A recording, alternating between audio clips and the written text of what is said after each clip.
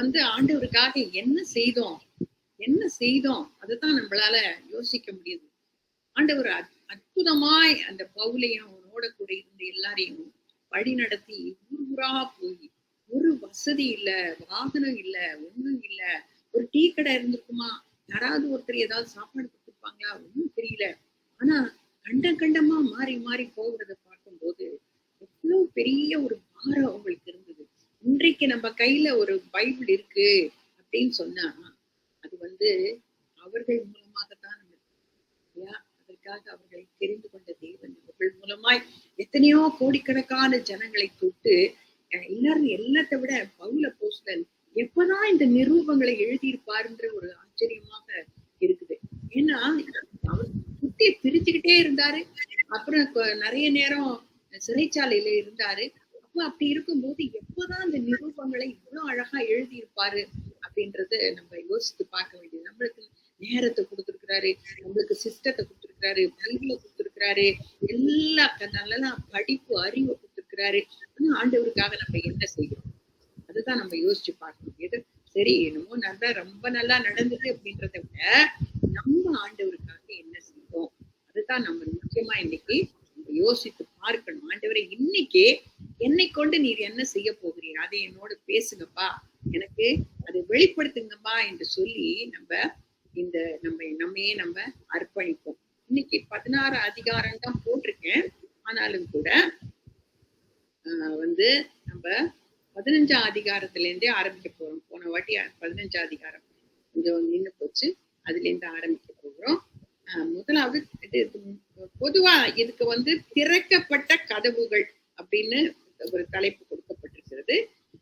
அப்போஸ்தலர் 15 அதிகாரம் 36ஆம் வசனத்திலிருந்து 16ஆம் அதிகாரம் கடைசி வரைக்கும் இது உள்ளடக்கியது.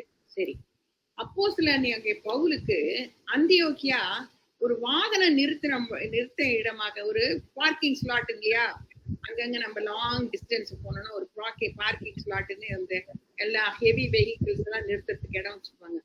அந்த மாதிரி இல்லாம ஒரு லான்ச்சிங் பேடு, எங்க போனாலும் அங்கிருந்து இன்னொரு இடம், அப்படி பல இடத்துக்கு ஆண்டவர் அவனை கொண்டு போனாரு.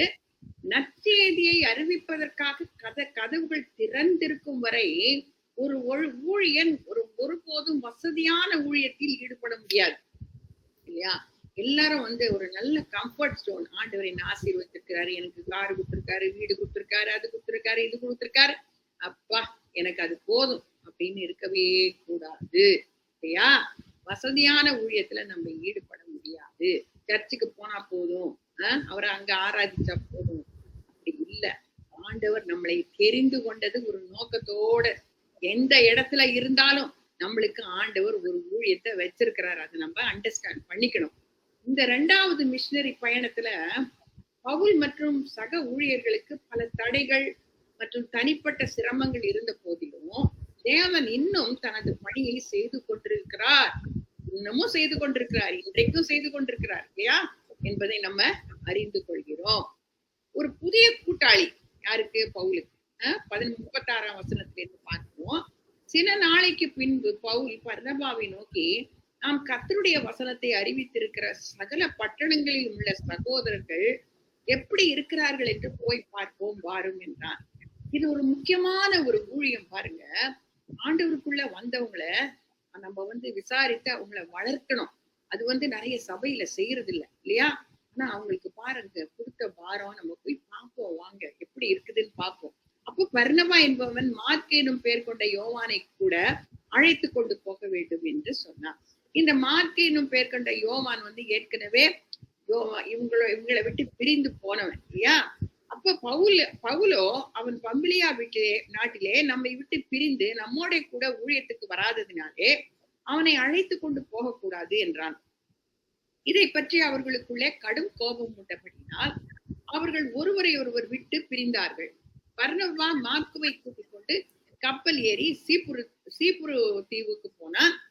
பவுலோ சீலாவை தெரிந்து கொண்டு சகோதராலே தேவனுடைய கிருபைக்கு ஒப்புவிக்கப்பட்டு புறப்பட்டு சீரியாவிலும் சிலிசியாவிலும் திரிந்து சபைகளை திடப்படுத்தினான். பாத்தீங்கன்னா ஒரு குழப்பம் ஏற்படுது, அவங்களுக்குள்ள வாக்குவாதம் வருது. அப்படின்னா என்ன, பிசாசு உள்ள பூந்துட்டானா, என்ன இவங்களை பிரிக்கிறானா அப்படின்னு நம்ம நினைக்கிறோம். ஆனா ஆண்டவருக்கு ஒரு ஒரு நோக்கம் உண்டு. இந்த 2 பேரும் பிரியறதுல ஒரு நோக்கம் இருந்தது. பின்னால இவங்க எல்லாம் ஒன்னா கூடிடுவாங்க, பின்னால நம்ம பார்ப்போம். ஆனா இந்த சூழ்நிலையில அவங்களுக்குள்ள ஒரு வாக்குவாதம், ஒரு கடும் கோபம் எல்லாம் வந்ததுனால 2 குரூப்பா பிரிஞ்சுட்டாங்க. 2 குரூப்பா பிரிஞ்சு 2 ஏரியாவுக்கு போறாங்க. பயணத்தின் முக்கியத்துவத்தை ஒப்புக்கொண்டனர். ஆனால் அவர்களால் அணி அமைப்பில் ஒருமனது ஒன்னஸ் இல்ல. இந்த 2 ஊழியர்களும் சபையில் ஒற்றுமை ஏற்பட உதவி செய்தனர். எல்லாம் அங்கெல்லாம் போய் சமரசம் பண்ணாங்க. ஆனால் தங்கள் சொந்த காரியத்தில் உடன்பட முடியவில்லை. இந்த மோதல்களும் குழப்பங்களும் வேதனை தரக்கூடியவைதான். இப்படிப்பட்ட காரியங்கள் இன்றைக்கும் சபையில நடக்குது இல்லையா? ஆனால் தேவன் அவற்றை முறியடித்து தனது நோக்கங்களை நிறைவேற்றுகிறார். இந்த இந்த இந்த சூழ்நிலையில ஆண்டவருக்கு ஒரு திட்டம் இருந்தது, ஒரு நோக்கம் இருந்தது. அதை ஆண்டவர் நிறைவேற்றுகிறார். மார்க் என்னும் பெயர் கொண்ட யோவானை விட பர்னபா ஊழியத்துல அனுபவம் உள்ளவன். பர்னபாவும் மார்க்கும் உறவினர்கள். அதனால நிச்சயமாக ஒரு குடும்ப உறவுகள் வலுவாக இருந்திருக்கும் என்று கருதப்படுகிறது. மற்றவர்களுக்கு உதவுவதில் வர்ணமா ஆர்வம் உள்ளவன். அதனால அவன் பேரே ஆறுதலின் மகன். 4ஆம் அதிகாரம் 36ஆம் வசனத்துல போட்டிருக்கு. இதை நிரூபிக்கும்படியாக அவன் மார்க்குக்கு ஊழியத்தில் ஒரு வாய்ப்பளிக்க முயற்சித்தான். ஆனால் பவுல் மார்க்குவை ஊழியத்திற்கு அழைத்து செல்லக்கூடாது என்று திட்டவட்டமா சொல்லிட்டான். முதல் மிஷனரி பிரயாணத்தின் போது மார்க் அவர்களை விட்டு பிரிந்து எருசலேமுக்கு திரும்பி போனா. இதுதான் மார்க்குவுக்கு காணப்பட்ட பலவீனம். ஊழியம் மிகவும் முக்கியமானது, பொறுப்புகள் நிறைந்தது. எனவே நம்பகத்தன்மையற்ற ஒருவரை எவ்வாறு ஊழியத்துக்கு அழைத்து செல்வது? இதுதான் பவுலினுடைய சந்தேகம். இந்த விவாதம் நடந்து கொண்டிருக்கும் போது அவர்களுக்குள்ளே கடும் கோபம் உண்டபடினால் அவர்கள் ஒருவரை விட்டு பிரிந்து போனார்கள். மார்க்குவை கூட்டிக் கொண்டு சீப்புரு தீவுக்கு பர்னபா போனான். பவுல் சீலாவை தெரிந்து கொண்டு சீரியாவுக்கும் சிலிசியாவுக்கும் சென்றான். இவர்கள் இருவரில் யார் செய்தது சரி? ஒரு சில காரியங்கள் சரியானதாகவும் ஒரு சில காரியங்கள் தவறானதாகவும் கருதப்படுகிறது. ஆனா மார்க் என்னும் பெயர் கொண்ட யோவான் இறுதியில் ஊழியத்தில் வெற்றி பெற்றான். அவன் போன இடத்துல எல்லாம் பெரிய வெற்றி நடந்தது. அதனால் பவுல் அவனை நேசித்து ஒரு காலத்துல பாராட்டினான். கொலோசியர் 4:10 போட்டிருக்கு. அப்ப ஒரு பெர்மனன்ட் விரோதிகள் இல்ல. அவங்க ஊழியத்தில் இருந்த அந்த பொறுப்புகள், அந்த அந்த காரியங்களுக்காக அவர்கள் ஒரு காம்ப்ரமைஸ்க்கு வந்துட்டாங்க. சபையில் குழப்பங்கள் ஏற்படுவது சகஜம்தான். இந்த காரியத்தில் பவுல் நீ தேவனுக்காக என்ன செய்வாய் என்று கேட்டான். பர்னபாவின் எதிர்பார்ப்போ நீ தேவனுக்கு செய்யும் ஊழியம் உனக்கு என்ன நன்மை செய்யும் இல்லையா? இது 2 கேள்வி ரொம்ப முக்கியமானது. 2 கேள்விகளும் தேவனுடைய ஊழியத்துக்கு முக்கியமானதுதான். சில சமயங்கள்ல இவ்விரு கேள்வி காரியங்களையும் சமநிலையில் வைத்திருப்பது கடினமான காரியம். சரி, பவுல் ஊழியத்துக்காக ஒரு புதிய கூட்டாளியை தெரிந்து கொண்டான். சீலா எப்படிப்பட்டவன்? ஒரு சபையில ஒரு முக்கிய ஊழியன், ஒரு தீர்க்கதரிசி, அவனை பத்தி போட்டிருக்கு. மற்றும் எருசலேம் மாநாட்டு ஆணைகளை சபைகளுக்கு எடுத்து செல்ல தேர்ந்தெடுக்கப்பட்ட ஒருவன். அப்ப சீலா ஒரு நல்ல ஊழியக்காரன் தான். சீலா தெசலோனியருக்கு எழுதின நிருபத்தின் இணை எழுத்தாளர்னு போட்டிருக்கு. பேதுரு எழுதின முதல் நிருபத்தின் செயலாளர்னு செக்ரட்டரின்னு போட்டிருக்கு. அப்ப பவுலை போல சீலாவும் ஒரு ரோம குடிமகன் இல்லையா? அவங்க 2 பேரும் யூதர்களா இருந்தாலும் ரோம குடிமக்களுக்குரிய உரிமை அவர்களுக்கு இருந்தது. தேவன் தனது ஊழியர்களை மாற்றுகிறார், ஆனால் அவருடைய வேலை சரியாக தொடர்கிறது. நம்மளா இருந்தா என்ன, அவன் அப்படி போனா இப்படி போனா எதோ சொல்லிடுவோம். ஆனா ஆண்டவருக்கு ஒரு நோக்கம் உண்டு. யார கூட்டிட்டு போகணும், எங்க போகணும், எப்படி போகணும், எல்லாம் அவர்தான் எல்லாத்தையும் டிசைட் பண்றாரு. அதுக்கு இவங்க ஒத்துழைக்கிறாங்க பாருங்க. இப்போது ஒன்றுக்கு பதிலாக 2 மிஷனரி குழுக்கள் உருவாக்கி விட்டது. தேவன் தம்முடைய வேலையை செய்ய பரிபூர்ணமானவர்களை மட்டும் சார்ந்திருந்தால் அவர் ஒருபோதும் எதையும் செய்து முடிக்க முடியாது இல்லையா? பலவான்களை வெட்கப்படுத்தும்படி பலவீனர்களை தெரிந்து கொண்டார் என்று ஆண்டவருடைய வசனம் சொல்லுது. அப்படியா? பரிபூர்ணமானவர்களை தேடல. ஆண்டவருக்கு ஆண்டுடைய சித்தத்துக்கு ஒப்பு கொடுத்தவங்களதான் அவரு எடுத்து உபயோகிக்க முடியும். நம்முடைய வரம்புகளும் குறைபாடுகளும் தேவனுடைய கிருபையை சார்ந்து இருக்கிறது. ஏனென்றால் நம்முடைய போதுமானது என்பது அவரிடமிருந்து மட்டுமே. 2 கொரிந்தியர் 3:5. நம்முடைய தகுதி தேவனால் உண்டாயிருக்கிறது. என்று வசனம் கூறுகிறது. சரி, அடுத்த செக்ஷனுக்கு போவோம். 16ஆம் அதிகாரம். பவுலின் தொடர் பிரயாணங்கள். இதை பார்க்கும்போது ஒரு புதிய உதவியாளர் இன்னொரு ஆள் வந்து சேர்ந்துக்கிறார் இவங்களோட. 16ஆம் அதிகாரம் 1-5 பார்க்கும்போது, அதன் பின்பு அவன் தெர்பைக்கும் லீஸ்திராவுக்கும் போனான். அங்கே தீமோத்தேயு என்னப்பட்ட ஒரு ஸ்டேஷன் இருந்தான். அவன் தாய் விசுவாசமுள்ள யூதஸ்ரீ, அவன் தகப்பன் கிரேக்கன். அவன் லீஸ்திராவிலும் இக்கோனியாவிலும் உள்ள சகோதரராலே நற்சாட்சி பெற்றவனாய் இருந்தான். அவனை பவுல் தன்னோட கூட்டிக் கொண்டு போக வேண்டும் என்று விரும்பி, அவனுடைய தகப்பன் கிரேக்கன் என்று அவ்விடங்களில் இருக்கும் யூதர்களுக்கெல்லாம் அறிந்திருந்தபடியால் அவர்கள் நிமித்தம் அவனுக்கு விருத்த சேதனம் பண்ணினான்.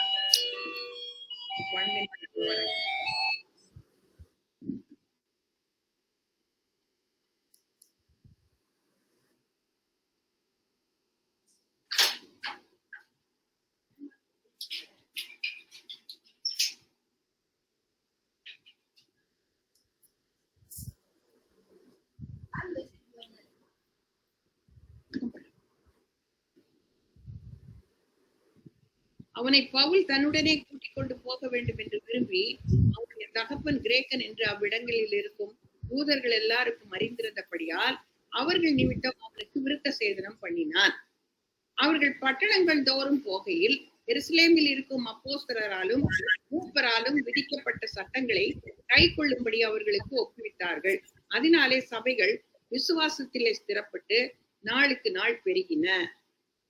சரி, இந்த இந்த மேப் போட்டிருக்கேன் பாருங்க. இந்த மேப்ல பாத்தீங்கன்னா எருசலேம்ல இருந்து எப்படி போய் அவங்க பிலிப்பு வரைக்கும் போறாங்க. 2வது பயணம். அது வந்து எத்தனை மைல் போயிருப்பாங்க, எப்படியெல்லாம் போயிருப்பாங்க, எப்படியெல்லாம் நடுவுல ஆண்டவர் அவங்களுக்கு வந்து டைரக்ஷன் கொடுக்குறாரு, அவங்களோட பேசுறாரு, இதை பத்தி தான் நம்ம பார்க்க போகிறோம். சரி, கிழக்கிலிருந்து பவுலும் சீலாவும் லீஸ்திராவுக்கும் இக்கோனியாவுக்கும் சென்று கொண்டிருந்தார்கள். இந்த பயணம் முதல் பயணத்திற்கு தலைகீழாக இருந்தது. இது வேற மாதிரி இருந்தது. ஜஸ்ட் தி ரிவர்ஸ் என்று போடப்பட்டிருக்கிறது. இவர்கள் ஒவ்வொரு சபைக்கும் சென்று நிரூபத்தை வழங்கி விசுவாசிகளை விசுவாசத்தில் பலப்படுத்தினார்கள். சபை விசுவாசிகள் கொடுத்த சாட்சியினால் சபையில் எண்ணிக்கை நாளுக்கு நாள் அதிகரித்தது. இது நிச்சயமாக மிகவும் வெற்றிகரமான பயணமாக இருந்தது. ஆனால் விசுவாசிகளில் யாராவது பர்னபாவை பற்றி கேட்டார்களா என்று தெரியவில்லை. யாரும் கேட்கலன்னு நினைக்கிறேன். பவுலின் சிறப்பு உதவியாளராக தீமோத்தேயுவை சேர்த்ததுதான் லீஸ்திராவில் நடந்த மிக சிறந்த காரியம். சரி, பவுலும் சீலாவும் இப்போ கூட யார் இருக்கா? தீமோத்தேயுவை சேர்த்து கொண்டார்கள். முதலாக அப்போஸ்தலர்கள் லீஸ்திராவுக்கு சென்ற போது தீமோத்தேயு பவுலின் ஊழியத்தின் மூலம் ரட்சிக்கப்பட்டிருக்கலாம். சரி, தீமோத்தேயு யாரு? ஏனென்றால் பவுல் அவனை என் அன்பு மகன் சொல்றான் மற்றும் விசுவாசத்தில் என் சொந்த மகன் என்று அழைத்தான். தீமோத்தேயுவின் தாயும் பாட்டியும் முதலாக கிறிஸ்துவை ஏற்றுக்கொண்டபடியால் தீமோத்தேயும் கிறிஸ்துவை ஏற்றுக்கொண்டிருந்திருப்பான் என்று கூறப்படுகிறது. லீஸ்திராவில் பவுல் பட்ட பாடுகளை வாலிபனாக தீமோத்தேயு நிச்சயமாக பார்த்திருப்பான். அதனால் கர்த்தரால் பவுல் அவனிடமிருந்து ஈர்க்கப்பட்டான். அப்போஸ்தலனிடமிருந்து ஈர்க்கப்பட்டான். மத்தேயு பவுலின் சிறந்த சக ஊழியன் இல்லையா? அவனை குறித்து சபையில நல்ல சாட்சி இருந்தது. தீமோத்தேயு பவுலால் நியமிக்கப்பட்டு அவனது குழுவில் சேர்க்கப்பட்டான். தீமோத்தேயின் தாய் யூத குலத்தையும் தகப்பன் கிரேக்க குலத்தையும் சேர்ந்தவர்கள். சரி, அதனால என்ன ஆயிடுச்சு? அவனை யூதர்கள் ஒரு சமாரியனை போல கருதினார்கள். சமாரியர்கள் அப்படித்தான். சமாரியர்கள் 2 குரூப்பை சேர்ந்தவங்க, அரையினம், ஹாஃப் பிரீடுன்னு இல்லையா? 2 ஜாதி ஒன்னா சேர்ந்தா எப்படி இப்போ நம்ம சொல்றோம் இல்லையா, இந்த ஜாதி அந்த ஜாதி, அந்த மாதிரி 2 குரூப்பா சேர்ந்ததுனால இவனை ஹாஃப் பிரீடுன்னு சொல்லி எல்லா யூதர்கள் எல்லாம் நினைத்திருந்தாங்க. ரட்சிக்கப்பட ஒருவனும் விருத்த சேதனம் எடுக்க தேவையில்லை என்று எருசலேம் மாநாட்டில் தீர்மானிக்கப்பட்டது. ஏற்கனவே இதை பத்தி நம்ம படிச்சோம். அப்படியானால் பவுல் ஏன் தீமோத்தேயு விருத்த சேதனம் செய்து கொள்ள அனுமதித்தான்? எப்படி அவனை அனுமதித்தான் இல்லையா? இந்த கேள்வி நம்மளுக்குள்ள வருது. தீமோத்தேயுவின் தகப்பன் ஒரு கிரேக்கனாக இருந்ததனால் யூத விசுவாசிகளிடம் அவனுக்கு இருந்த சில தனி அடையாளம் களங்கங்களை, ஸ்டிக்மா இல்லையா, நீக்குவதற்கு விருத்த சேதனம் செய்யும்படி தீமோத்தேயுடன் கேட்டிருக்க கூடும். கிறிஸ்துவுக்காக சாட்சியாக இருக்க எந்த தடையும் இருக்கக்கூடாது என்பதற்காக அவன் தானாக முன் வந்து இதை செய்தான். பவுல் அவன்கிட்ட சொல்லல இல்லையா? சில சமயங்கள்ல நாம் தேவனுக்கு சாட்சியாக இருக்க ஒரு சில காரியங்களை விட்டு கொடுக்க வேண்டும், ஒரு சில காரியங்களை செய்ய வேண்டி இருக்கும். தீமோத்தேயுடன் பவுலுக்கு இருந்த அக்கறை அவனது ரட்சிப்புக்காக அல்ல, ஒரு நல்ல ஊழியனாக அவனை தகுதிப்படுத்தவே. அப்படின்னா என்ன? ரட்சிக்கப்படுகிறதுக்கு விருத்த சேதனம் வேணும்னு அவன் சொல்லல இல்லையா? ஒரு நல்ல ஊழியனாக, ஒரு கீழ்ப்படுகிற ஊழியனாக இருக்க வேணும் என்று சொல்லி அவன் மூலமாக அந்த ஊழியத்துக்கு ஒரு தடை வரக்கூடாது அப்படின்னு அதற்காக அவன் பேசாம இருந்தான். அவன் விருத்த சேதனம் பண்ணி கொண்டாலும் அவன் பேசாம இருந்தான். சபையில் யூதர்கள் மற்றும் புரஜாதிகள் இருவருடனும் பணியாற்றுவதற்காக தீமோத்தேயு தெரிந்து கொள்ளப்பட்டான் இல்லையா? ஒரு பக்கம் புரஜாதி, இன்னொரு பக்கம் யூதன். அதனால இவங்க மத்தியில ஊழிய செய்யறதுக்கு அவன் ஒரு நல்ல ஊழியக்காரனாக இருந்தான். அதனால் ஒருவரையும் அவன் புண்படுத்தாமல் இருப்பது அவசியம். அதனால் தான் பவுல் விருத்த சேதனம் செய்து கொள்ள அனுமதித்தான். இது தீமோத்தேயின் ரட்சிப்பு அல்லது தனிப்பட்ட குணத்தை பற்றியது அல்ல. விருத்த சேதனம் எடுத்ததுனால ரட்சிப்பு வரப்போறது இல்ல, ஒரு நல்ல குடிமகனை மாற போறது இல்ல. மாறாக சபையில் ஏற்படக்கூடிய பெரிய பிரச்சனைகளை தவிர்ப்பதற்காகவே. இந்த ரோமர் 14, 13, 15 வாசிச்சு பாருங்க. ஒரு ஞானமுள்ள ஆவிக்குரிய தலைவன் தேவனுடைய வார்த்தையின் கொள்கைகளை எவ்வாறு எப்போது கடைபிடிக்க வேண்டும், எப்போது அதிலே உறுதியாய் நிற்க வேண்டும், எப்போது அடிபணிய வேண்டும் என்பதை அறிந்திருக்க வேண்டும். இதெல்லாம் ஒரு 4 பேர் கூடும்போது ஒரு சபையில வீணான சண்டைகள், வீணான தர்க்கங்கள், வீணான வாதங்கள் இதெல்லாம் இருக்கக்கூடாது இல்லையா?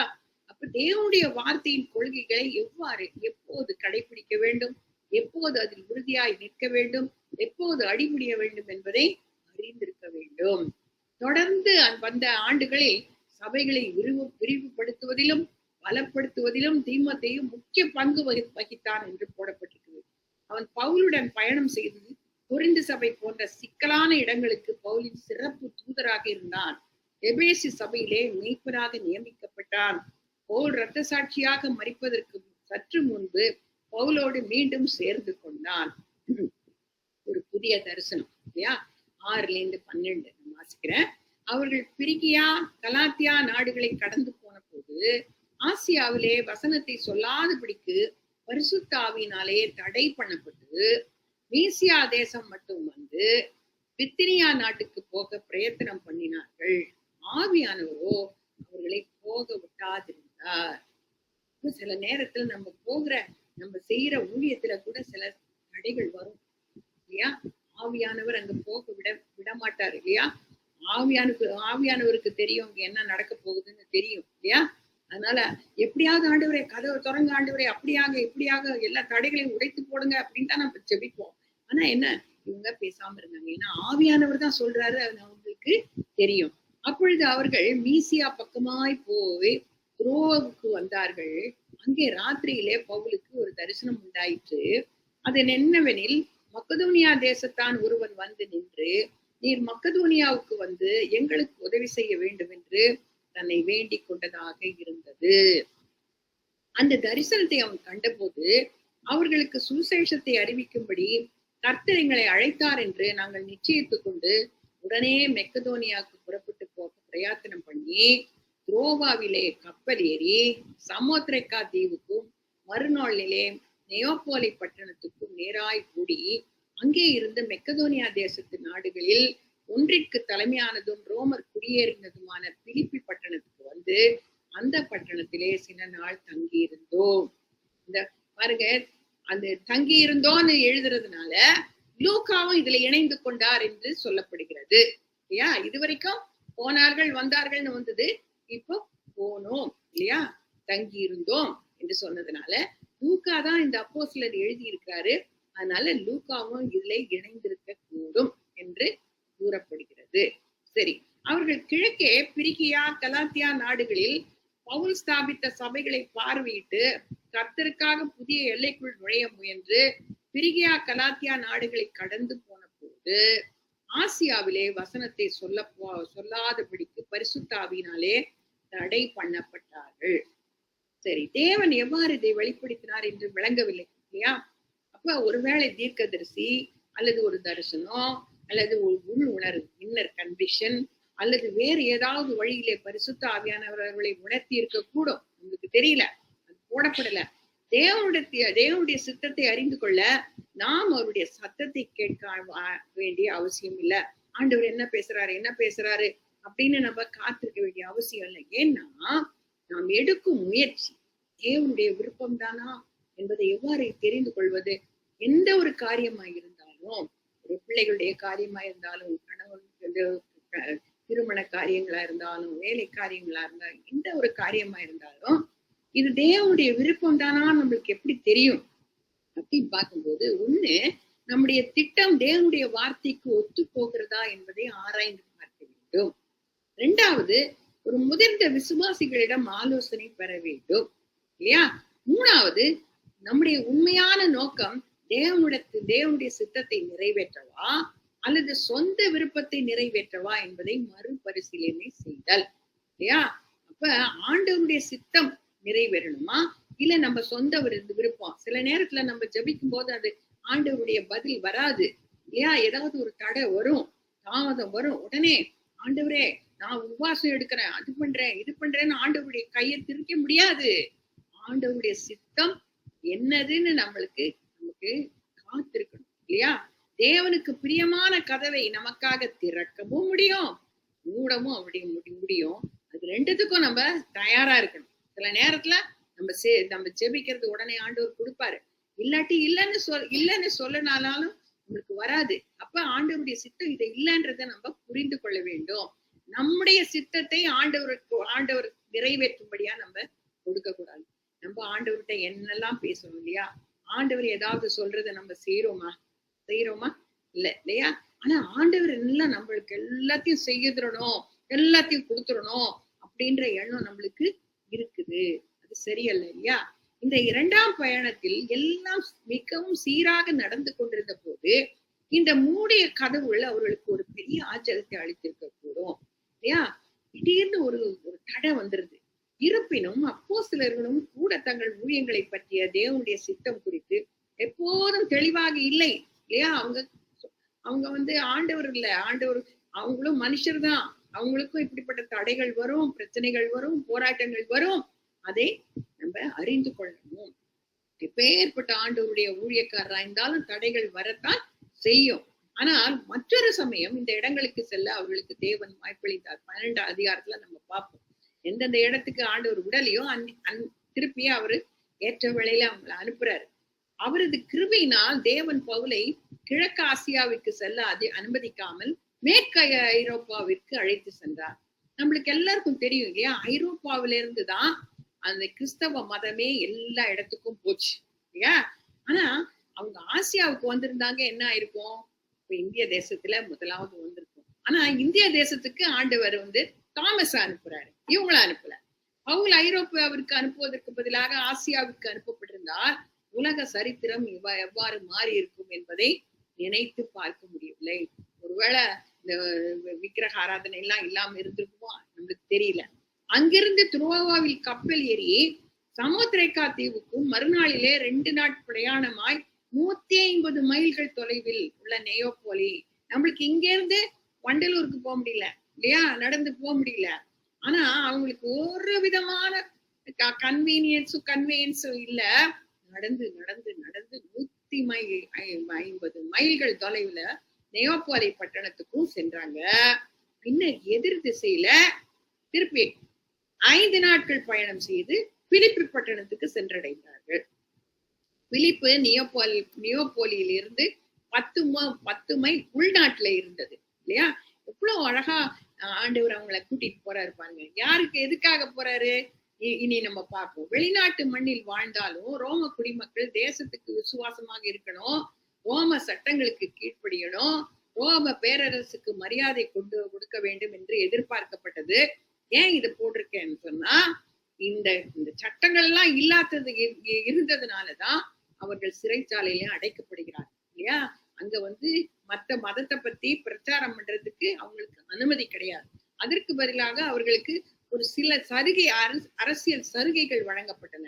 தங்கள் வீடுகளை விட்டு வெளியேறி வேறு இடத்துக்கு செல்வதுதான் அவர்களின் வெகுமதியாய் இருந்தது. தொடர்ந்து வரும் பகுதியில 4 கதவுகளை தேவன் எவ்வாறு திறக்கிறார் என்பதை நம்ம பார்க்க போகிறோம். சரி, முதலாவது அவர் திறக்க போகிறது லீதியாளின் இதயத்தை திறந்தார். வசனம் 13-14.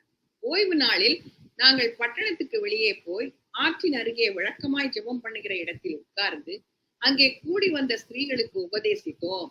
அப்பொழுது தியத்திரா ஊராளும் ரத்தாம்பரம் விற்கிறவளும் தேவனை வணங்குறவளுமாகிய லீதியாள் என்னும் பேருள்ள ஒரு ஸ்திரீ கேட்டுக்கொண்டிருந்தாள்.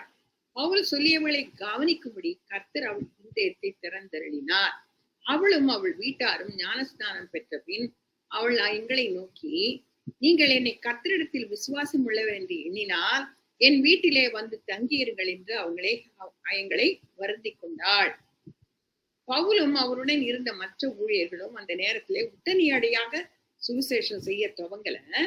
தேவன் தான் அவர்களை அந்த இடத்துக்கு அழைத்தார் என்று அவர்கள் அறிந்திருந்தாலும் அவர்கள் ஓய்வெடுக்கவும் ஜெபிக்கவும் தங்கள் திட்டங்களை ஒன்றாக திட்டமிடவும் அவர்களுக்கு நேரம் தேவைப்பட்டது.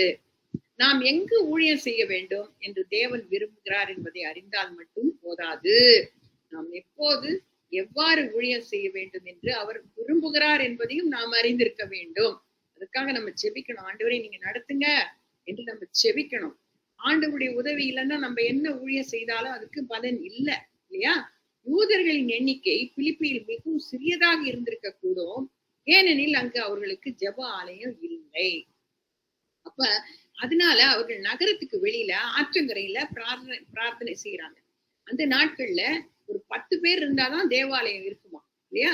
அப்ப 10 பேர் கூட அங்க இல்ல. பவுல் துருவாவிலே கண்ட தரிசனத்தில் ஒரு மருதனை பார்த்தார். ஆனால் இங்கே வந்து பெண்கள் குழுவிடம் பேசிக்கொண்டிருக்கிறார். பவுல் ஆவியானவருக்கு கீழ்ப்படிந்தார்.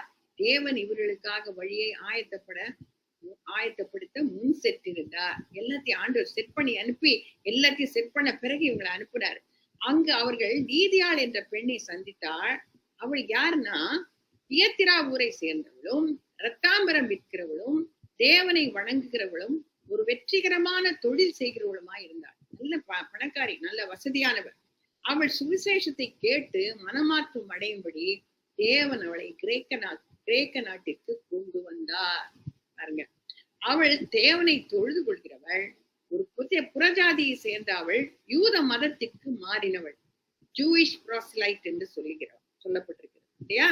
அப்ப அவ வந்து பை பர்த் அவ யூத குலத்துல சேரல, புறஜாதியை சேர்ந்தவ, யூத மதத்தை பின்பற்றினவள், இல்லையா? மாறினவள். சரி, ஆனால் அங்கு வசித்த யூதர்களுடன் வெளிப்படையாக தேவனை வழிபட்டாள். அவள் சத்தியத்தை அறிய வாஞ்சியாயிருந்தாள், இல்லையா? பவுல் சொல்லியவைகளை கவனிக்கும்படி கர்த்தர் அவள் இருதயத்தை திறந்தருளினார் என்ற வசனத்தில் கூறப்பட்டுள்ளது. அவள் சத்தியத்தை அறிந்து கொண்டு அதை விசுவாசித்தாள், அதனால் ரட்சிக்கப்பட்டாள், இல்லையா? தேவன் திறந்தார்னா இவளுக்கு ஒரு பங்கும் இல்லைன்னு நம்ம நினைக்க கூடாது. அவள் வசனத்தை கேட்கும் போது அந்த வசனம் அவளுக்குள்ள கிரியை செய்து அவள் இயேசு கிறிஸ்துவை ஏற்றுக்கொள்கிறாள், ரட்சிக்கப்படுகிறாள். அவள் தைரியமாக கிறிஸ்துவோடு அடையாளப்படுத்தி உடனே தண்ணீரில் மூழ்கி ஞானஸ்நானம் எடுத்துக்கொண்டார். எத்தனையோ பேர் சர்ச்சுக்கு போறாங்க, எல்லாம் பண்றாங்க. ஞானஸ்நானம் சொல்லும் போது ஐயோ நாங்க எடுத்துக்க வேண்டிய தேவை இல்லைன்னு சொல்றாங்க. ஆனா அந்த லேடி பாருங்க, உடனே தண்ணீர்ல மூழ்கி ஞானஸ்நானம் எடுத்துக்கொண்டார். அவ மட்டும் இல்ல, அவள் வீட்டாரும் ஞானஸ்நானம் பெற்றுக்கொண்டனர். இது பவுலுக்கும் மற்ற ஊழியர்களுக்கும் தேவனுடைய வார்த்தையை கற்றுக் கொடுப்பதற்கும் உள்ளூர் சபையை நிறுவுவதற்கும் ஒரு நல்ல வாய்ப்பாக இருந்தது. வசனம் 32 நம்ம பார்க்க போக இன்னொரு குடும்பம் முழுவதுமாக ஆண்டவரை ஏற்றுக்கொள்கிற ஒரு காரியத்தை நம்ம பார்க்க போகிறோம். தேவன் லீதியாளின் இருதயத்தை திறந்ததால் அவளுடைய மனமாற்றத்தில் அவளுக்கு எந்த பங்கும் இல்லை என்று கருதக்கூடாது. அவள் தேவனுடைய வார்த்தையை கவனமாக கேட்டாள். இந்த தேவனுடைய வார்த்தை தான் மனிதனை ரட்சகரிடம் கொண்டு சேர்க்கிறது. யோவான் 5:24. இத வந்து நீங்க வீட்டுக்கு போய் நீங்க படிக்கணும். 2 தெசலோனிக்கேயர் 2ஆம் அதிகாரம் 13-14 பற்றி அழகா எப்படின்றத எப்படி ஆண்டவர் தொடராரு, ஒருத்தரை தொடராருன்னு சொல்லி அழகா எடுத்து காட்டப்பட்டுள்ளது. சரி, அடுத்தபடியா யார சந்திக்கிறார் ஆண்டவர் இருதயத்தை திறக்கிறாரு. குறி சொல்லுகிற ஆவியை கொண்ட பெண்ணின் இருதயத்தை திறந்தார். நாங்கள் ஜெபம் பண்ணுகிற இடத்துக்கு போகையில் குறி சொல்ல ஏவுகிற ஆவியை கொண்டிருந்து குறி சொல்லுகிறதுனால் தன் எஜமான்களுக்கு மிகுந்த ஆதாயத்தை உண்டாக்கின ஒரு பெண் எங்களுக்கு எதிர்பட்டாள். அவள் பவுலையும் எங்களையும் பின்தொடர்ந்து வந்து, இந்த மனுஷர் உன்னதமான தேவனுடைய ஊழியக்காரர், ரட்சிப்பின் வழியை நமக்கு அறிவிக்கிறவர்கள் என்று சத்தமிட்டாள். இப்படி அநேக நாள் செய்து கொண்டிருந்தாள். பவுல் சினம் கொண்டு திரும்பி பார்த்து, நீ இவளை விட்டு புறப்படும்படி இயேசு கிறிஸ்துவின் நாமத்தினாலே உனக்கு கட்டளையிடுகிறேன் என்று அந்த ஆவியுடனே சொன்னான். அந்நேரமே அது புறப்பட்டு போயிட்டு. ஒருவேளை நம்மளா இருந்தா, நம்மளை பத்தி எவ்வளவு அழகா சொல்றாங்க பாருங்க இல்லையா, இயேசு கிறிஸ்துவின் நாமத்தினாலே நம்ம அப்படி சொல்ல மாட்டோம். நம்ம அந்த ஆண்டவர் அவளை தொட்டிருக்கிறாரு அப்படின்னு நினைப்போம். ஆனா அவளுக்கு தெரியுது, ஆவியில தெரியுது, இவ அசுத்த ஆவியில தான் இப்படி பேசுறான்னு. அவளுடைய எஜமான்கள் தங்கள் ஆதாயத்துக்கு நம்பிக்கை அற்று போயிட்டு என்று கண்டு உடனே அவர் சொன்ன உடனே அவளுக்குள்ள இருந்த ஆவி புறப்பட்டு போகுது. அவன் நார்மல் ஆயிடுறா. அந்த நேரத்துல தங்கள் ஆதாயத்திற்கு நம்பிக்கை அற்று போயிற்று என்று கண்டு பவுலையும் சீலாவையும் பிடித்து சந்தையில் வெளியில் உள்ள அதிகாரிகளிடத்தில் இழுத்து கொண்டு போனார்கள். அவர்கள் அதிகாரிகளிடத்தில் ஒப்புவித்து, யூதர்களாகிய இந்த மனுஷர் நம்முடைய பட்டணத்தில் கலகம் பண்ணி ரோமராகிய நாம் ஏற்றுக்கொள்ளவும் அனுசரிக்கவும் தகாத முறைகளை போதிக்கிறார்கள் என்றார்கள். இந்த பகுதியில பிசாசின் பிடியில் இருந்த ஒரு பெண்ணின் இருதயத்தை ஆண்டவர் திறக்கிறத நம்ம பார்க்கிறோம். அவள் ஜோசிய சொல்லி தனது எஜமான்களை பணக்காரர்களாக்கினாள். பவுலும் மற்ற ஊழியர்களும் தவறாமல் பிரார்த்தனை செய்யும் இடத்திற்கு சென்று ரட்சிக்கப்படாதவர்களுக்கு சாட்சி கொடுத்து கொண்டிருக்க போது, இந்த மனுஷர் உன்னதமான தேவனுடைய ஊழியக்காரர், ரட்சிப்பின் வழியை நமக்கு அறிவிக்கிறவர்கள் என்று அவள் சத்தமிட்டாள். பிசாசுக்கும் தெரியும் ஆண்டவருடைய பிள்ளைகள் என்ன சொல்றாங்க, வசனம் என்ன சொல்லுது, எல்லாம் பிசாசுக்கும் தெரியும். அப்படி பிசாசின் உந்துதனால இவர் சொல்றா. அப்ப சாத்தானின் அடிமைகளா இருந்த அவர்களிடம் சுவிசேஷம் சொல்ல பவுல் விரும்பவில்லை. அதனால் அவளிடம் இருந்த பிசாசை பவுல் துரத்துகிறான். முக்கியமாக சாத்தான் ஒரு நிமிடம் உண்மையை பேசுவான், அடுத்த நிமிடம் போய் பேசுவான் இல்லையா. அது ஆண்டவருடைய பிள்ளைகளுக்கு தெரியும். ரட்சிக்கப்படாதவர்களுக்கு இதில் இருக்கும் வித்தியாசம் தெரியாது. என்ன, ஆண்டவர் தொட்டுட்டாரு, ஆண்டவர் மாத்திட்டாரு அப்படின்னு சொல்லி அவளை தூக்கி வச்சு எத்தனையோ இடத்துல நம்ம பார்க்கிறோம். மந்திரவாதி அவங்க இவங்களெல்லாம் பெரிய சாட்சி கொடுக்கறதுக்கு எல்லாம் கூட்டிட்டு போறாங்க. எல்லாரும் அப்படி இருக்கிறாங்கன்னு சொல்லல. ஒரு சிலர் முழுமையா ஒப்பு கொடுக்கலன்னு கூட நம்ம என்ன செய்யறோம், தூக்கி வச்சிடுறோம் இல்லையா, நமக்கு தெரியறது இல்ல. ஆனா அவளுக்கு தெரியும், அவளுக்குள்ள மாற்றம் இல்ல, பிசாசுதான் அவளை பேச வைக்குது என்பதை பவுல் புரிந்து கொண்டா. உரிமையாளர்களுக்கு இருந்த இந்த சிறுமியின் மீது எந்த அக்கறையும் இல்லை. அவள் மூலமாய் சம்பாதித்த வருமானத்தில் மட்டுமே அவர்கள் ஆர்வமாக இருந்தனர். அவள் மனம் மாறியதால் அவள் மூலமாய் அவர்களுக்கு கிடைத்த வருமானம் நின்று போய்விட்டது. அந்த ஊழியர்களை குற்றம் சுமத்த இருந்த ஒரே வழி ரோம சட்டம்தான். ரோம சட்டத்துல யாருமே சுவிசேஷம் சொல்லக்கூடாது, ஒருத்தரையும் மாற்றக்கூடாது. யூதர்களுக்கு அகெயின்ஸ்டா இருந்தாங்க. அது மட்டுமல்ல, மிஷினரிகளையும் யூதர்களையும் ரோம அரசு அங்கீகரிக்கவே இல்லை. அவர்கள் கிறிஸ்தவ மதத்தை பிரச்சாரம் செய்தால் அவர்கள் மேல் வழக்கு தொடர நினைத்தார்கள். மதம் மற்றும் இனபேதங்களால் தூண்டப்பட்டு நீதிபதிகள் அவசரமாக செயல்பட்டனர். என்னன்னு விசாரிக்கவே இல்லை இல்லையா. அவங்க என்ன தப்பிடம் செய்தான்னு விசாரிக்காம, இந்த விஷயத்தை முழுமையாக நீதிபதிகள் விசாரிக்காம, அவர்களின் இந்த புறக்கணிப்பு பின்னர் அவர்களுக்கு சங்கடத்தை ஏற்படுது. கடைசியா பார்ப்போம், இவங்க ரோம குடிமக்கள்னு அறியாம, அவங்க ஒரு தப்பு செய்யலன்றது தெரியாம இந்த மாதிரி சிறையில கொண்டு போய் அடைக்கிறாங்க. பவுலும் சீலாவும் ரோம குடியுரிமை பெற்றவர்கள். ஆனால் ஏன் அவர்கள் தங்கள் ரோம குடியுரிமைக்காக வாதாடவில்லை என்று தெரியவில்லை. ரோம குடிமக்களை அவங்க சிறை அனுப்பக்கூடாது, தண்டிக்க கூடாது, அது அவங்களுடைய சட்டம் இருக்கு. ஆனாலும் இவங்க பேசாம இருக்காங்க. பவுலும் சீலாவும் அடிக்கப்பட்டனர், நகர சிறையில் அடைக்கப்பட்டனர். பிலிப்பியில் அவர்களின் சாட்சியின் அவர்கள் சாட்சி முடிவடைந்தது போல் இருந்தது. இனிமே அவ்வளவுதான் இல்லையா, forever நம்ம சிறைச்சாலையில தான் இருக்கணும், அவளுக்கு ஊழியம் போச்சு, எல்லாம் போச்சு, அப்படித்தான் அவங்க நினைச்சிருப்பாங்க. ஆனா சிறைச்சாலை கதவை கூட ஆண்டவர் திறக்கிறார் பாருங்க. ஆண்டவரால கூடாத காரியம் ஒன்றுமே இல்லை.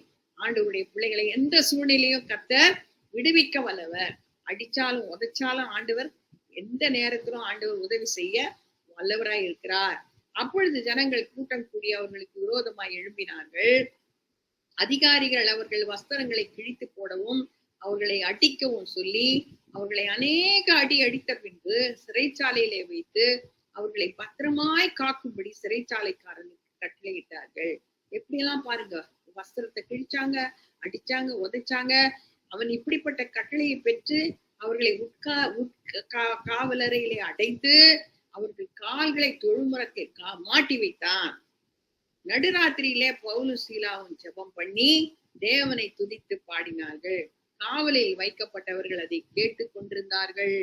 சடுதியிலே சிறைச்சாலையின் அஸ்திபாரங்கள் அசையும்படியாக பூமி மிகவும் அதிர்ந்தது. உடனே கதவுகள் எல்லாம் திறவுண்டது. எல்லாருடைய கட்டுகளும் கழிஞ்சு போயிட்டு.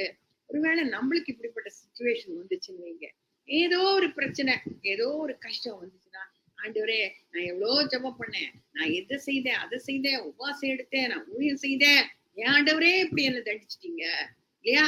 சில பேர் கேட்பாங்க, உங்களுக்கு கண் இருக்குதா, காது இருக்குதா, ஆண்டவரே இப்படியெல்லாம் என்ன இது பண்றீங்களே அப்படின்னா, அவங்க என்ன அப்படியே ஒரு தப்பும் செய்யாதவங்களை கொண்டு போய் சிறைச்சாலையில அடைச்சு, ஆனா அவங்க என்ன செய்யறாங்க, ஜெபம் பண்ணாங்க, தேவனை துதித்து பாடிட்டாங்க.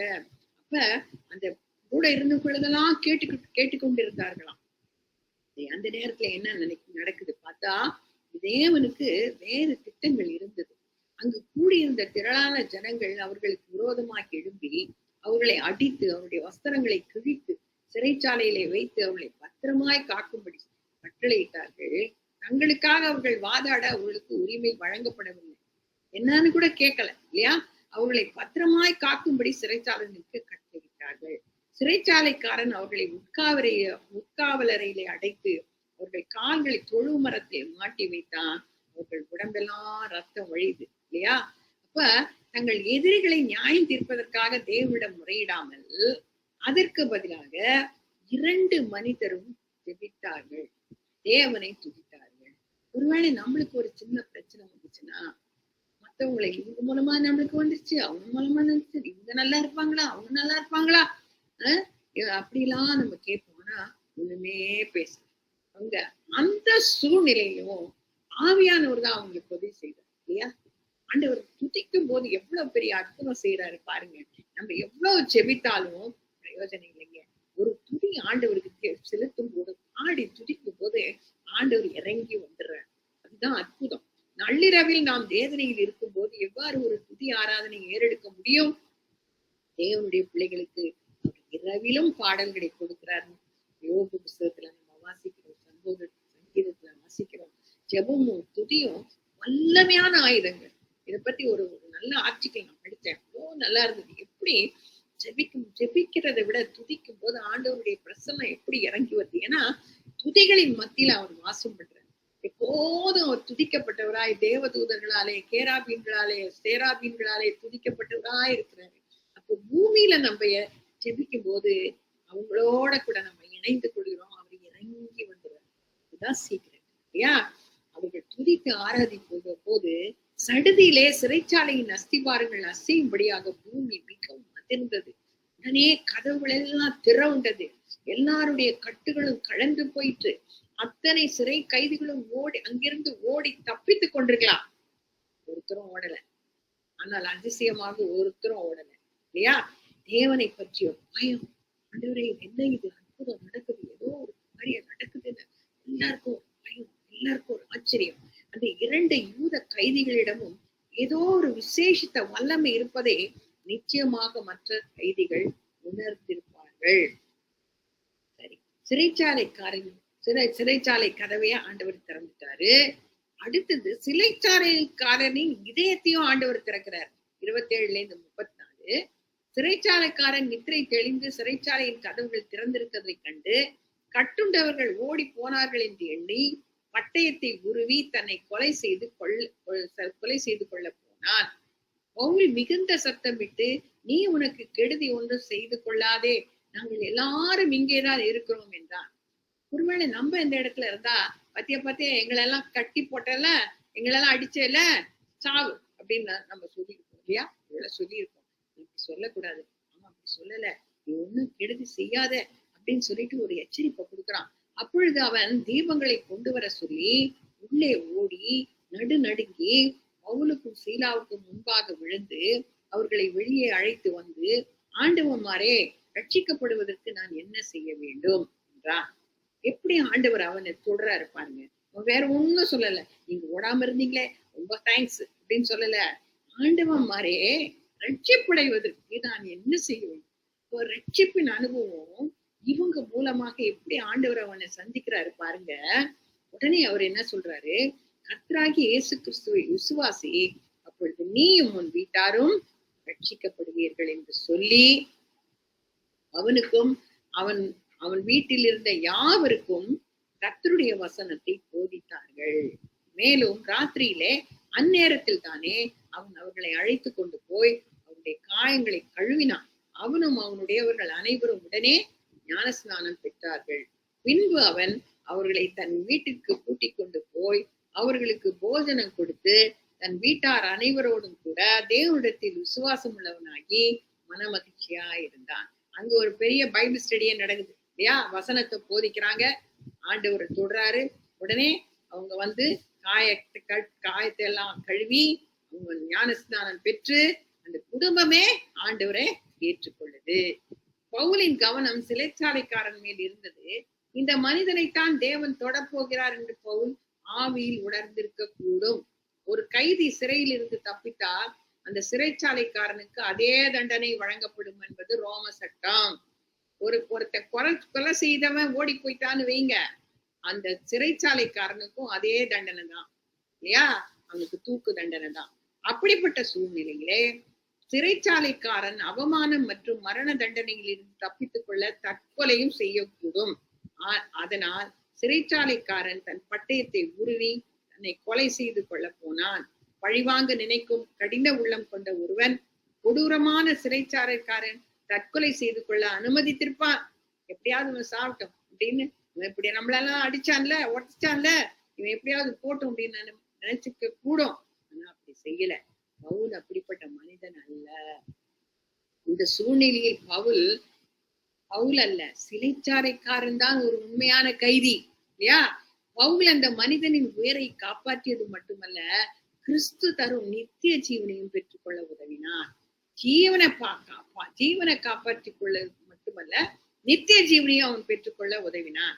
சிறைச்சாலைக்காரன் அவரிடம், ஆண்டவன்மாரே, ரட்சிக்கப்படுவதற்கு நான் என்ன செய்ய வேண்டும் என்று கேட்டான். இதுதான் முக்கியமான கேள்வி. ஒவ்வொரு மனுஷனும் கேட்கப்பட வேண்டிய ஒரு முக்கியமான கேள்வி. அதற்கு அப்போஸ்தலர்கள், கர்த்தராகிய இயேசு கிறிஸ்துவை விசுவாசி, அப்பொழுது நீயும் உன் வீட்டாரும் ரட்சிக்கப்படுவீர்கள் என்று பதிலளித்தார்கள். கர்த்தராகிய இயேசு கிறிஸ்துவை விசுவாசிப்பது என்பதன் அர்த்தம் கிறிஸ்துவின் மீது நமது விசுவாசத்தையும் அர்ப்பணிப்பையும் வைப்பதே. பாவத்திலிருந்தும் சாபத்திலிருந்தும் நம்மை மீட்டு நம் வாழ்க்கையின் ஆண்டவராக ஏற்றுக்கொள்வதே இதன் பொருள். நீயும் உன் வீட்டாரும் என்று கூறப்பட்டதுனால சிறைச்சாலைக்காரனின் விசுவாசத்தினால் அவனுடைய குடும்பம் முழுவதும் ரட்சிக்கப்படும் என்பது அல்ல இல்லையா? ஒவ்வொரு பாவியான மனிதனும் தனது தனிப்பட்ட வாழ்க்கையில் கிறிஸ்துவை விசுவாசித்து மீண்டும் பிறக்க வேண்டும். ஒருவரும் மற்றவருக்கு பதிலாக பராக்சியாக ரட்சிக்கப்பட முடியாது. கிறிஸ்தவ குடும்பத்தில் பிறப்பதினால் ரட்சிப்பை பெற்றுக்கொள்ள முடியாது. ஒரு கிறிஸ்தவன் அல்ல, கிறிஸ்து உள்ளத்துக்குள்ள வந்து ஆண்டவராக ஏற்றுக்கொள்ளும் போதுதான் ரட்சிப்பு. குடும்ப தலைவர் குடும்பத்தினரை கர்த்தருக்குள் நடத்தினால் மட்டுமே குடும்பத்தில் உள்ள அனைவரும் ரட்சிக்கப்பட முடியும். ஆனால் அன்றைக்கு நடந்த அந்த பெரிய ஒரு அற்புதத்தினாலே, அதிசயத்தினால எல்லாரும் தொடப்பட்டார்கள். அவனுடைய காயங்களை கழுவினான். அதனால அவனுக்குள்ள எவ்வளவு பெரிய மனமாற்றம் ஏற்பட்டிருப்பதை நம்ம பார்க்கிறோம். இப்போது சிறைக்கதை கைதிகளான பவுலும் சீலாவும் கிறிஸ்துவுக்குள் சிறைச்சாலைக்காரனுடைய சகோதரனாக மாறினார்கள்.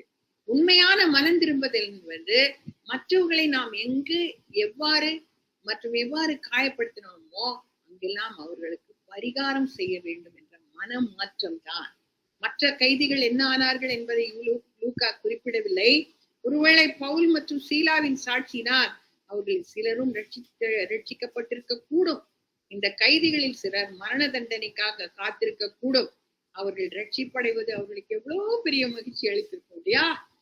பவுலும் சீலாவும் அந்த சிறைச்சாலைக்காரனுக்கு தேவன் செய்ததை பார்த்து இவ்வளவு மகிழ்ந்திருப்பார்கள் இல்லையா? தங்கள் சரீரத்தில் இருந்து வேதனையை பற்றி கூட அவர்கள் மறந்திருப்பார்கள். சிறைச்சாலைக்காரன் பின்னர் நீதியாடி சபையில் சேர்ந்தார் என்று கருதப்படுகிறது.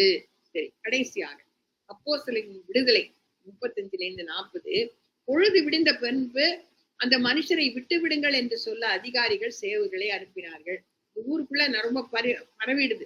ஏதோ ஒரு அற்புதம் நடந்தது, இவங்க அந்த மாதிரி விடுவிக்கப்பட்டிருக்காங்கன்னு சொல்லி தெரியும் போது அவங்கள தப்பிதமா அவங்கள சிறைச்சாலையில போட்டுட்டாங்கன்றது அதிகாரிகளுக்கு தெரிஞ்ச உடனே சேவர்களை அனுப்புறாங்க. எதுக்கு? இவங்களை ரிலீஸ் பண்றதுக்காக.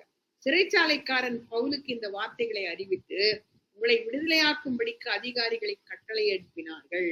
ஆகையால் நீங்கள் இப்பொழுது புறப்பட்டு சமாதானத்தோட போங்கள் என்றான். அதற்கு பவுல், ரோமராகிய எங்களை அவர்கள் நியாயம் விசாரியாமல், இப்பதான் சொல்றான், வெளியரங்கமாய் அடித்து சிறைச்சாலையிலே போட்டார்கள்.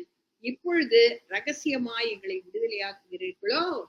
அப்படி அல்ல, அவர்களே வந்து எங்களை வெளியே அழைத்து அனுப்பிவிடட்டும் என்றான். சேவகர் இந்த வார்த்தைகளை அதிகாரிகளுக்கு அறிவித்தார்கள். ரோமராயிருக்கிறவர்கள் என்று அவர்கள் கேட்டபொழுது பயந்து வந்து அவர்களுடனே தயாவாய் பேசி அவர்களை வெளியே அழைத்து கொண்டு போய் பட்டணத்தை விட்டு புறப்படும் போகும்படி கேட்டுக்கொண்டார்கள். அந்தபடி அவர்கள் சிறைச்சாலையில் இருந்து புறப்பட்டு நீதியாள் இடத்திற்கு போய் சகோதரரை கண்டு அவர்களுக்கு ஆறுதல் சொல்லி போய்விட்டார்கள். பாருங்க, இவங்களுக்கு தான் ஆறுதல் வேணும், மற்றவங்களுக்கு ஆறுதல் சொல்லி போய்விட்டார்கள். சரி, பவுலுக்கும் சீலாவுக்கும் எதிரான உறுதியான வழக்கு ஏதும் இல்லை என்பதை நகர அதிகாரிகள் அறிந்திருந்ததால் அவர்களை விடுதலை செய்யும்படி சிறைச்சாலைக்காரனிடம் சொல்லி அனுப்பினார்கள். ஆனால் பவுல் விடுதலை செய்யப்படுவதை விரும்பவில்லை. ஏனென்றால் அவ்வாறு விடுதலை செய்யப்பட்டால் சபைக்கு பிரச்சனை ஏற்படக்கூடும். யார் அந்த மனிதர்கள்? அவர்கள் ஏதேனும் குற்றத்தில் ஈடுபட்டார்களா? ஏன் இவ்வளவு சீக்கிரம் விடுதலை பெற்றார்கள் என்றெல்லாம் கேள்வி எழுப்பி இருப்பார்கள். பவுலும் மற்றவர்களும் தங்களுடைய நேர்மையும் சாட்சியும் பிலிப்பி பட்டணத்தில் சமீபத்தில் துவங்கப்பட்ட சபைக்கு ஒரு நல்ல சாட்சியை விட்டு செல்ல விரும்பினர்.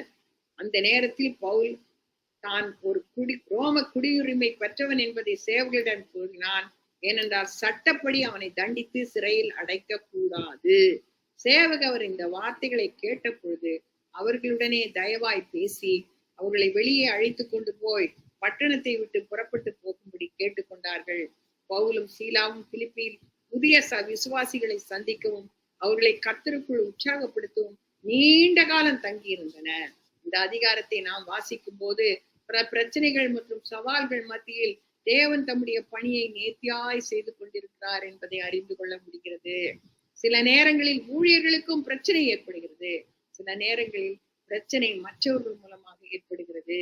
மனிதர்கள் எல்லாரும் ஒரே மாதிரியாக கிறிஸ்துவிடம் வருவதில்லை என்பதை புரிந்து கொள்ள முடிகிறது. பக்தியுள்ள தாய் மற்றும் பாட்டியின் மூலம் தீமோத்தேயு ரட்சிக்கப்பட்டான். ஒரு யூத பிரார்த்தனை கூட்டத்தில் பவுல் தேவனுடைய வார்த்தையை அறிவித்ததன் மூலம் நீதியால் ரட்சிக்கப்பட்டாள். அதே நேரத்தில் சிறைக்காரனின் மனமாற்றம் வியத்தக்க ஒரு முறையில் இருந்தது. ஒரு நிமிடத்தில் தற்கொலை செய்து கொள்ள நினைத்த அவன் தேவனுடைய மகனாக மாறினான். பல்வேறு ஆட்கள் பல்வேறு அனுபவங்களின் மூலம் தேவனுடைய கிருபையினால் ரட்சிக்கப்பட்டார்கள். மற்றவர்கள் தேவனுடைய ரட்சிப்பை பெற்று அறிந்து கொள்ள ஆவலாய் காத்திருக்கிறார்கள். அவர்களுக்கு செய்தி எடுத்து செல்வீர்களா? நம்மிடத்துல கேட்கிறார் ஆண்டவர். நீங்க மற்றவர்களிடத்திலே தேவனுடைய செய்தி எடுத்து செல்வீர்களா? ஆண்டவருக்கு ஒரு உபயோகமான ஊழியனாக மாறுவீர்களா? கடைசியாக போட்டிருக்கேன் பாருங்க. இந்த அதிகாரத்தில் பவுல் மூலமாக தேவன் நீதியாளின் இருதயத்தை திறந்தார். குறி சொல்லுகிற ஆவிகளுடைய பெண்ணின் இருதயத்தை திறந்தார். சிறைச்சாலை கதவுகளை திறந்தார். சிறைச்சாலைக்காரன் மற்றும் அவனுடைய வீட்டாரின் இருதயத்தை திறந்தார். 4 காரியத்தை செய்திருக்கிறார் இந்த அதிகாரத்துல இல்லையா? இந்த மாதத்துல, இந்த ஜூலை மாசத்துல நம் மூலமாக யாராவது ஒருவருடைய இருதயத்தை தேவன் திறந்தாரா? யாராவது சொல்ல முடியுமா? ஆண்டவருக்கு இந்த ஊழியத்தை நம்ம செய்தோமா? ஆண்டவர் இன்னைக்கு சவால் விடுறாரு. அடுத்த மாசத்துல யாராவது ஒருத்தருடைய இருதயத்தை நான் திறப்பேன் ஆண்டவரே, அதுக்காக நான் ஜெபிப்பேன் ஆண்டவரே, நீங்க எங்க போக சொன்னாலும் நான் போறேன் ஆண்டவரே இது நம்ம சொல்லுவோமா? ஆண்டவர் இந்த வார்த்தைகளை ஆசீர்வதிப்பாராக. இன்னைக்கு லேட் ஆயிடுச்சு. ஆனாலும் இந்த அதிகாரத்துல ரொம்ப நல்லா இருந்ததுனால இன்னைக்கு